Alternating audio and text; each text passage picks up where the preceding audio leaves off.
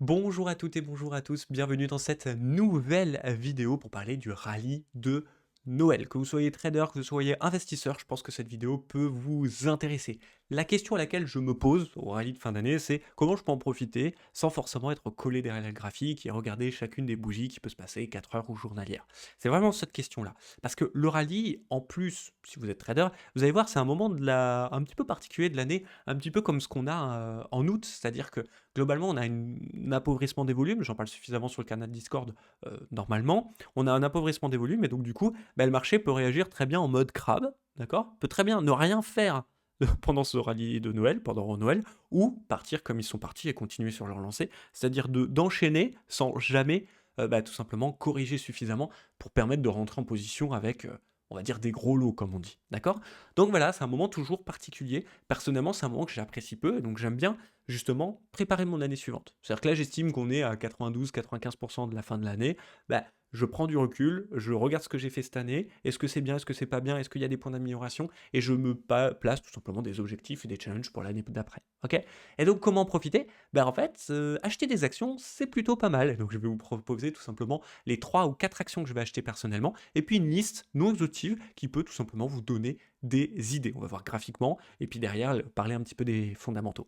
À qui s'adresse cette vidéo? Alors, comme je vous l'ai dit, c'est des actions pour moi en spot. Ça veut dire qu'à partir du moment où je parle de risque, on ne parle pas sur des pourcentages en taille de stop loss de votre capital. Là, je vais parler en taille de mon portefeuille. C'est-à-dire que si je prends 5% d'une action, si j'ai un portefeuille à 100 euros, je prends 5 euros d'une action.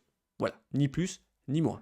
Bien évidemment, si vous êtes trader et que vous avez accès à ces marchés-là, bah, vous pouvez vous dire, est-ce que c'est pas le moment, entre guillemets, d'essayer d'attraper quelque chose d'intéressant en spot avec vous gérez votre stop loss et votre exposition. Il ne faut pas l'oublier.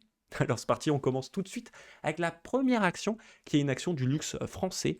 LVMH, donc MC de son petit nom. Vous voyez, nous sommes ici sur des unités de temps mensuelles. Il y a un gros canal sur lequel on est, mensuel, et on est en bas de ce canal. En données de temps hebdomadaire, bah forcément, ça me donne des idées. Donc sans indicateur aucun dans un premier temps, ça me donne des idées. On a un beau break hebdo, je me dis, allez, let's go, je suis pas à 10 euros près. Le but du jeu va être d'ailleurs, dans un premier temps, d'aller chercher les 700, 600, 80, 700 par action. Et puis si on casse ça, bah pourquoi pas espérer, en tout cas, aller chercher un petit peu plus haut, d'accord, par exemple les 800 par action. Je me dis, le rallye peut donner des idées pour le luxe français parce que bah, le luxe, si vous regardez, depuis globalement mai 2023, c'est pas foufou, hein. On a eu des beaux rebonds, mais on n'a pas non plus une reprise de la tendance extraordinaire. Donc je me dis, bon point d'entrée, pourquoi pas essayer d'en profiter. L'invalidation me paraît être assez claire, vers 590, 575, c'est les premiers niveaux où éventuellement je me permettrais de renforcer sur ce canal hebdo. Mais si on a une cassure hebdo ou mensuelle en dessous des 550, ça va commencer à être un petit peu plus compliqué pour ce titre. Je tiens à préciser aussi qu'il faut reprendre tout simplement les bandes de Bollinger, la moyenne mobile, 50 périodes hebdomadaires pour vraiment repartir. Donc le premier objectif, il est vraiment à 690, 700, 680. D'accord? Ne partez pas comme des fous. C'était pas mon premier choix. Je me sens obligé de vous en parler parce que par contre, elle, je vais la prendre dans mon portefeuille, c'est sûr et certain, et je vais en prendre 5% de mon capital. D'accord? Il y en a une autre que j'aime bien dans le luxe, qui peut vous donner des idées, mais qui pour moi, on est trop en avance, c'est RMS. RMS, d'accord? Plutôt pas mal. J'avais deux zones d'intervention. La première vers 2000, 2100. On a littéralement décollé ces derniers jours. Bon, ben voilà, j'en profiterai pas. Il y a quand même un bon truc à passer, ces bandes de Bollinger, mais si elles s'écartent, elles pourraient laisser 2400, etc. C'est pour ça que je vous dis là, si vous êtes un petit peu plus trader et que justement vous voulez utiliser un petit peu d'effet de levier et profiter d'une belle tendance, elle affiche quand même 3% aujourd'hui. Je pense que c'est un bon titre à regarder sur des petites corrections, des Fibonacci, peu importe le PE que vous regardez, ça peut être une bonne idée. Par contre, elle, vous avez compris, je ne la porterai pas en portefeuille, j'ai choisi MC. La troisième, c'est Air Liquide. Air Liquide, très bon, tout simplement, on va dire, très bon secteur, c'est, du cyclique, il y a rien à dire. En données de temps mensuel, c'est extrêmement propre. On arrive sur des niveaux qui sont, testables, d'accord? Et on pourrait reprendre cette tendance pour aller choper les 180 sur le moyen terme. Là, attention, je suis en mensuel, donc voilà. Mais je me dis que le rallye de ce fin d'année, sur des unités de temps hebdo, donne aussi des idées, bah, tout simplement parce que vous avez un premier niveau ici. Le deuxième ici correspond en fait, si vous voulez, à un niveau mensuel. Donc là, je vous l'ai mis en mensuel. On a mes petits indicateurs bande de Bollinger moyenne mobile. Regardez, c'est absolument magnifique ce combo-là. C'est non seulement chartiste, et en plus de ça, ça a été utilisé déjà une fois magnifique. une deuxième fois magnifique comme de par hasard, mars 2020. Donc, Air Liquide, pas mauvais. Par contre, beaucoup plus lent, c'est du cyclique. On n'est pas sur un truc qui va exploser. Regardez aujourd'hui, elle affiche 0,21 alors que Hermès juste avant faisait du 3%.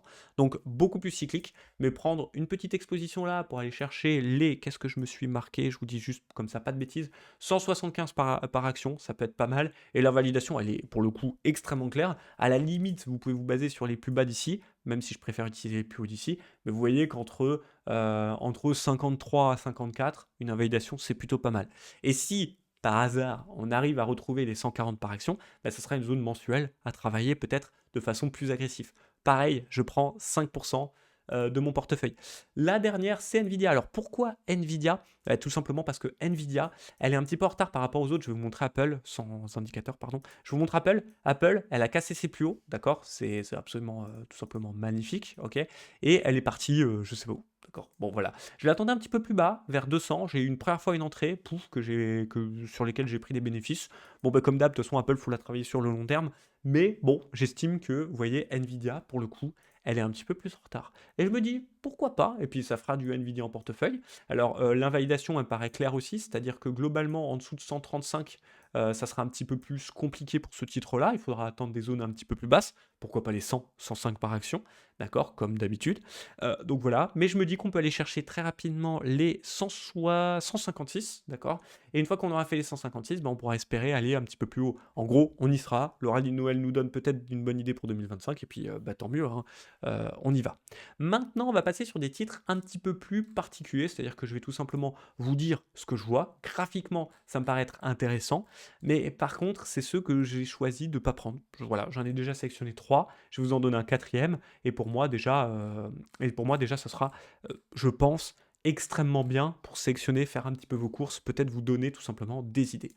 Le premier, c'est Kering. Alors, je sais ce que vous allez me dire, ouais, mais Kering, bah oui, Kering, en fait, quand on regarde, on est ici en données de temps hebdo, depuis globalement 2023, c'est vraiment compliqué pour ce titre, on va pas se mentir. C'est-à-dire qu'on a une grosse trendline baissière absolument monstrueuse, on a cassé les 350 qui était un niveau mensuel à regarder, et donc voilà, mensuel, comme vous pouvez voir, c'est avec deux plus bas absolument magnifiques, bah maintenant on a cassé. D'accord. Et je vous avais dit en plus, bah, c'est fort à parier qu'on arrive vers les 180, donc c'est compliqué. Et là, en données de temps hebdo, on a enfin l'ombre d'une stabilisation. Donc ça, c'est cool, enfin. C'est-à-dire qu'on a des plus bas, on a des plus hauts, et on a des plus bas qui ne sont pas strictement plus bas. Alors, je sais ce que vous allez me dire, ouais, quand même, c'est un petit peu plus bas. Oui, mais je veux dire, par rapport à là, ici, enfin même ici, 350, où le plus bas c'est destiné à 310, 300, et le plus bas d'après c'est destiné à 220, on se dit pourquoi pas. Prendre des pincettes dessus, c'est pour ça que je vous ai dit, ça ne fait pas partie des 3 que j'ai sélectionnés. Moi personnellement, je vais reprendre de ce titre-là, mais sur des unités de temps beaucoup plus grandes, parce que non seulement il faut reprendre les 260, puis après reprendre cette trendline, d'accord, ou éventuellement faire un pullback quelque part, où on pourra encore renforcer, et puis aller chercher quelque chose. C'est pour ça qu'en Tech Profit, là je vous dis, si vous rentrez là-dedans, c'est pas pour profiter pour le rallye de Noël, c'est plutôt pour profiter et aller rechoper les 350, 400 du titre, et donc en fait finalement faire un x2 sur quelques années. Si vous le faites, méfiance, et vraiment surveillez bien les 200, 205 là, faut pas vraiment qu'on repasse en dessous, parce que là, après, bah voilà. Donc plutôt sur le long terme. C'est pour ça que j'ai changé de catégorie pour celui-ci. Le troisième titre, enfin un autre titre, pardon, c'est Total Energy. Alors Total Energy, c'est un bon titre, de qualité. Je vous l'ai proposé moult fois sur les 40, 35, etc. On a fait toute la montée. Sur les 60, je vous ai dit un petit peu plus attention. J'ai rechargé sur 52, et jusqu'à présent, c'est mon plan. D'ailleurs, j'ai une alerte dessus. Vous voyez, les 52 me plairait un petit peu plus. Au moment où je fais cette vidéo, on est sur 54 parce qu'il y a des fondamentaux qui ne me plaisent pas, forcément. Total Energy, c'est 80-90% de pétrole. Et le pétrole hésite là en cette fin d'année sur les fameux 67,7 pour le WTI, 67,5. Donc pour moi, il y a des fondamentaux qui sont un petit peu plus lourds, il faut être plus aguerri ce côté-là, et on n'est pas à l'abri d'une petite dinguerie sur le pétrole. Donc, entre guillemets, j'ai envie de dire méfiance sur ce titre-là. Je vous le donne quand même parce que graphiquement, 54 ou 52, bah pour aller chercher les 60 si on rebondit en cette fin d'année, ça peut être quand même relativement sympa. Un autre bancaire. Alors le bancaire, en fait, côté fondamentaux, je suis éclaté au sol. Dans le sens où j'ai compris pourquoi elles avaient profité des injections donc du QE, tout simplement en 2021, globalement, même 2022. J'ai pas compris pourquoi ils avaient profité de les hausses des taux par contre, mais en fait ça paraît relativement logique. Leurs produits sont basés sur tout simplement des taux, donc elles ont plus de taux, elles ont plus de bénéfices, ok. Et là maintenant on est en baisse de taux et elles en profitent quand même. Donc c'est assez chelou tout ça. Voilà, par contre, graphiquement, on est sur BNP. Et BNP, en données de temps hebdo, bah, c'est quand même pas mal, hein. On a plusieurs plus bas ici, d'accord? Floum. Et qu'est-ce qui se passe? Bah, là, on est aussi sur un break hebdo. Donc ça peut tout simplement vous donner des idées pour aller rechercher les 54,66. La validation elle est claire, c'est-à-dire que si on casse les 54,52, bah, éventuellement, on ira chercher le palier plus bas qui est un palier hebdo qui se retrouve vers 44,40. Bon, bah voilà, simple. FDJ, je vous en ai parlé plusieurs fois cette année. Juin, juillet, je vous ai dit, FDJ, ça peut être intéressant quand même, hein. Plusieurs raisons à ça. La première, c'est tout simplement les JO. Voilà, les JO. Donc en juin, je vous ai dit, elle était à 32. Je vous ai dit que c'était une bonne solution. Si vous l'avez eu, tant mieux. Ça peut peut-être pas être mal de prendre des bénéfices et justement, ou voir renforcer ce titre de très bonne qualité, selon moi en tout cas. Bah, parce que tout simplement, peu importe la situation, si vous voulez, je pense qu'il y a moyen qu'on joue avec ça. D'accord? Il y a une double trendline, ok?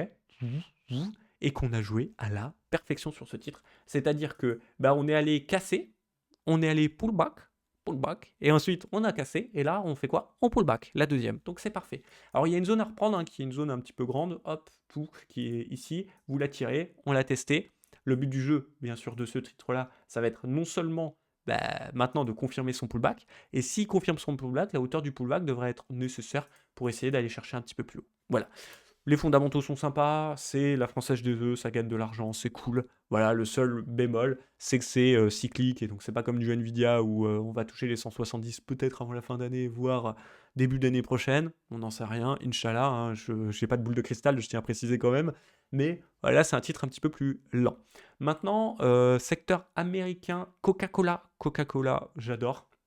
Je vous l'ai proposé plusieurs fois sur les 56, d'accord? C'est un gros niveau pour moi, hein, les 56. Aujourd'hui, regardez où est-ce qu'on est. On est sur mon combo d'indicateurs moyenne mobile hebdo basse, moyenne mobile 50 périodes, qui est toujours un petit peu haussière. Là, ici, si le rallye pourrait l'aider à aller choper les 65, bah dans ce cas, vous pouvez espérer aller chercher un petit peu plus haut. D'accord, 70, 72, voire plus. C'est du long terme aussi. C'est pour ça que je suis obligé de la changer de catégorie. Et la dernière que j'aime bien, c'est DSY, d'accord? Quand je vais tomber dessus, bien sûr. DSY, donc Dassault Systèmes. Dassault Systèmes, pareil, hein, on est quand même sur un titre de qualité, bon, peut-être un petit peu trop spéculateur de la guerre. Donc c'est ça qui m'embête un petit peu. On est quand même sur un gros palier, d'accord, qu'on a créé en 2020. Ensuite, il y a eu 2020. On a retesté, on a cassé, on s'est largement installé au-dessus, d'accord, sur des records. Bon, voilà. Personnellement, j'aime pas trop spéculer sur la guerre. C'est pour ça, à chaque fois, je vous le dis, bah, lui, il est toujours dans une. Voilà. Mais je suis obligé de vous en parler. Sinon, voilà, quoi. Et donc, forcément, 34, c'est limpide en plus comme invalidation. C'est-à-dire que si on s'installe trop enfin, vers les 30, bah, méfiance finalement pour ce titre de qualité. Et on essaiera de choper 38, 40, 42. Ça peut être, pour moi, être intéressant. Si vous avez des questions, surtout, n'hésitez pas à les poster dans les commentaires. Tout ça, tout ce tableau, enfin parce que derrière il y a un petit tableau, etc. Je le mets dans le Discord, donc vous n'hésitez pas. Ça sera dans analyse accompagnant et ça sera tout simplement dans le fil d'actualité action. Et puis, bah, je vous souhaite à toutes et à tous de passer des bonnes fêtes. Je referai bien sûr d'autres vidéos à partir de la semaine prochaine, on ne sait jamais. Et si vous avez des questions, surtout n'hésitez pas. Si vous avez des envies de vidéos, surtout n'hésitez pas. Et on se retrouve très rapidement, bah, tout simplement pour une autre vidéo. Prenez soin de vous et de votre capital surtout. Allez, ciao.